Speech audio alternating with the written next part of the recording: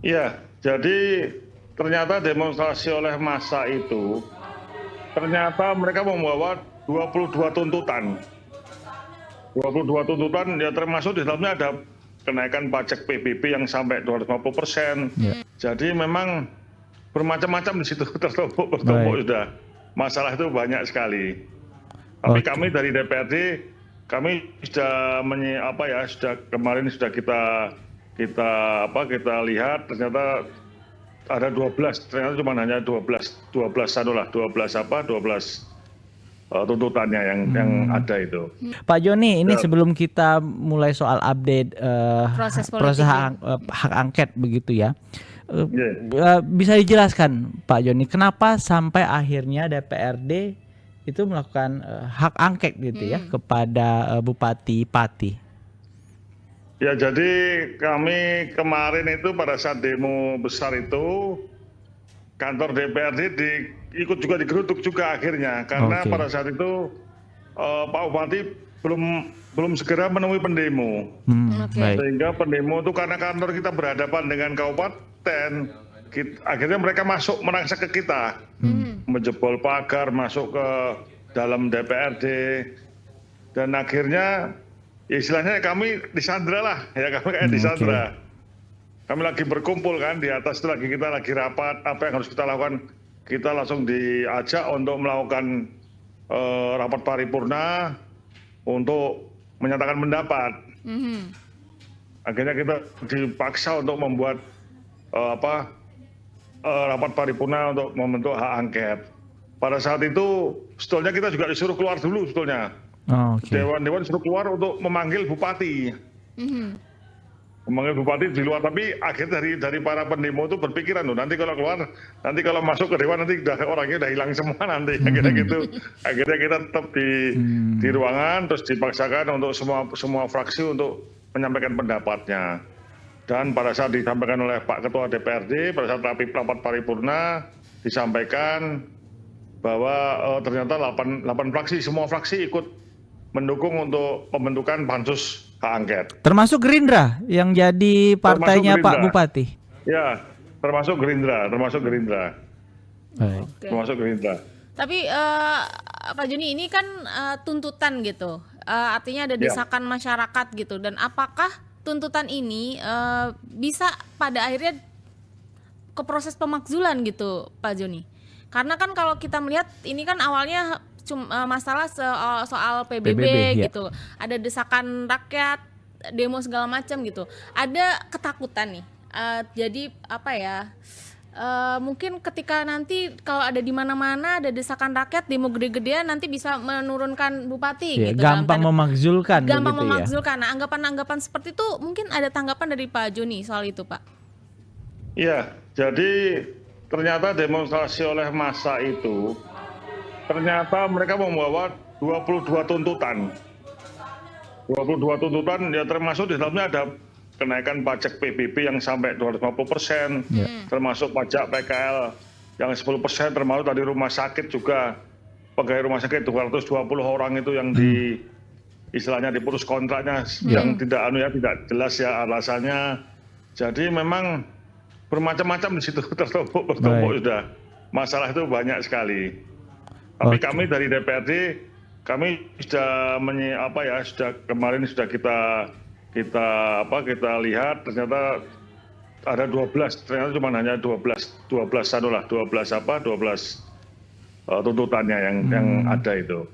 Baik, mungkin bisa dijelaskan beberapa Pak Joni, yang kita tahu kan tadi soal pemutusan karyawan begitu ya, lalu PBB begitu.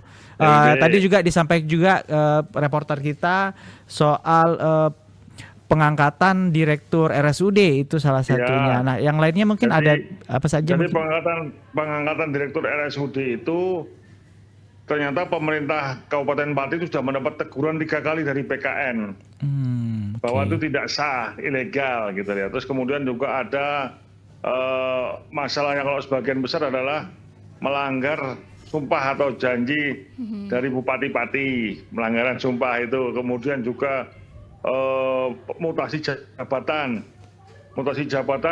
eselon ada yang diturunkan, ada yang dinonjobkan. Nah itu Ya. banyak itu.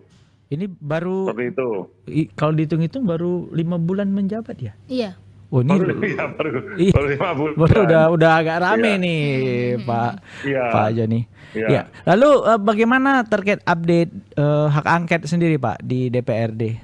Prosesnya sekarang Ya. sudah seperti apa? Jadi kayak kemarin kita langsung membentuk pansus hak angket. Kebetulan ketuanya dari Mas Banang dari PDI Perjuangan, saya wakil ketua dari Demokrat, kemudian sekretaris itu dari Bu Muntamah dari PKB.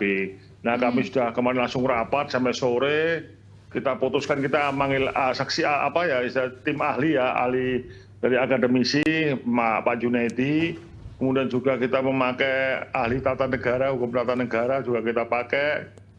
Untuk yang sekarang hari ini langsung kita lanjut tadi pagi. Sampai hari ini kita udah tahap yang ketiga. Jadi yang tahap pertama kita memanggil yang korban, perwakilan korban-korban yang rumah sakit ya. Itu ada 5 yang kita panggil, yang tadi disebutkan 20 tahun tadi, yang udah kerja 20 tidak tahu, tidak dapat diputus hubungan tapi tidak dapat pensiun atau apa, tidak dapat ya. Kemudian juga ada tadi kita yang kedua kita juga panggil manajemen rumah sakit. Ini ketiga ini kita panggil bagian kepegawaian yang di Kabupaten Pati. Jadi nanti terus ini kita maraton terus ini. Kalau perlu saya malam supaya cepat selesai. Oke. Bupati Gitu. juga akan dipanggil Pak.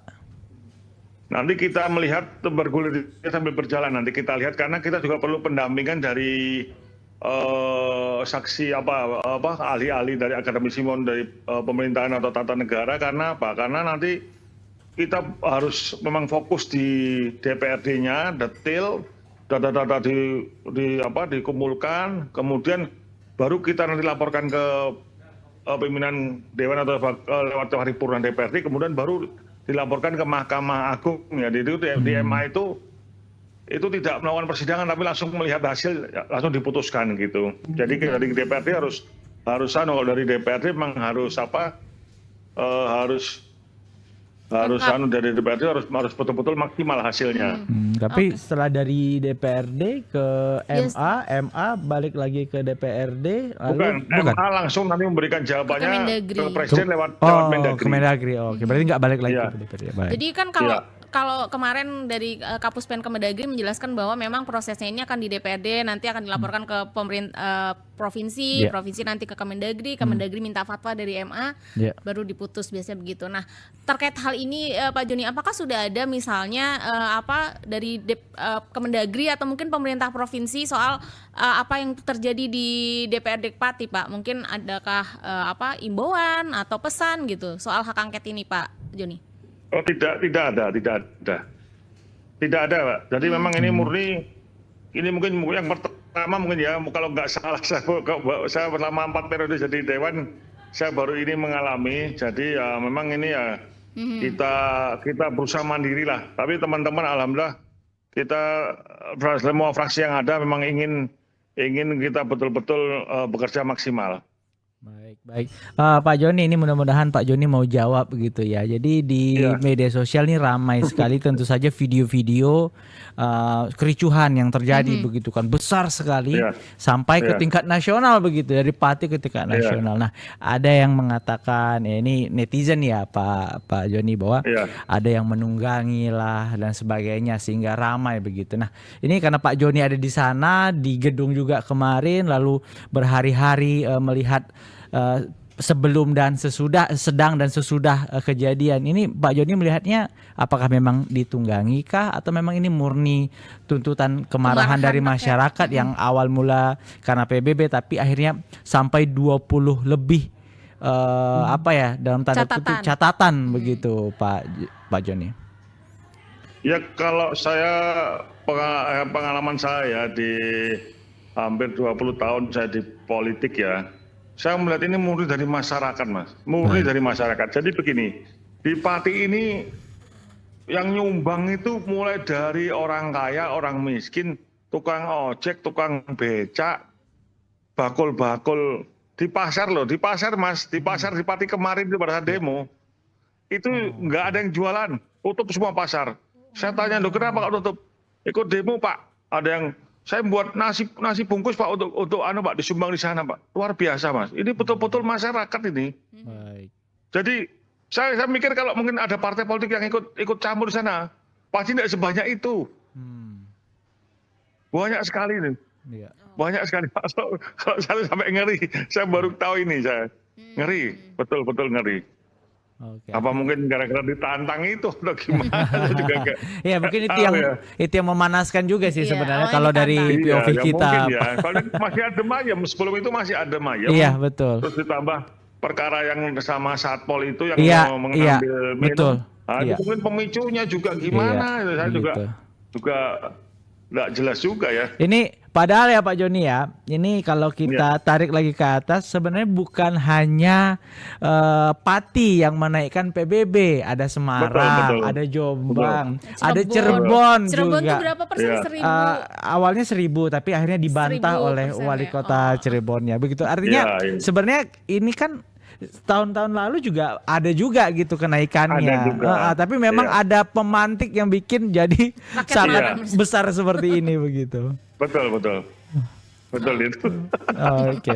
Jadi oke, Pak Joni, ini artinya kan masih sangat panjang begitu ya proses hak angket ini. Ya. Maraton, tadi Pak Joni sampaikan banyak hal lah yang akan dilakukan terus ya oleh DPRD begitu. Jadi ini mungkin saya cuma mikir gimana ya nanti kondisi dari Pati sendiri Pak dengan pasca kejadian ini begitu, gimana koordinasi dengan pemerintah daerah, pemerintah provinsi dan kepolisian untuk tetap menjaga kondusivitas di Pati, Pak. Ya, jadi memang maka dari itu kita dari pansus hak angket kita ingin kerja maraton dan cepat sehingga memang jangka waktunya 2 bulan Mas untuk menyelesaikan masalah hak angket ini. Ada waktunya ada 2 bulan, tapi kita ingin cepat.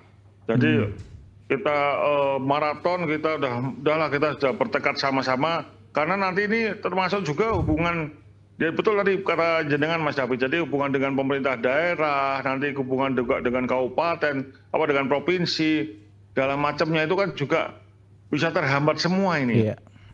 Iya kan, itu loh Mas.